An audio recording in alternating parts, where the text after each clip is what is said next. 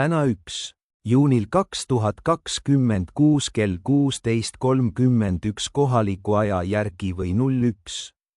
juunil 2026 kell 14:08 UTC toimus Eestis Järva maakonnas Turi valla lähedal 4,0 magnituudin maavärin, nagu EMSC oma veebisaidil teatas. Paiknes maavärin väga madalal sügavusel 10,0 kumm maapinnast.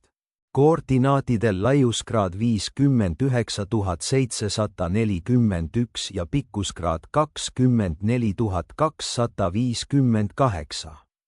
Maavärina täpset suurusjärku, epitsentrid ja sügavust võitakse muuta mõne järgmise tunni või minuti jooksul.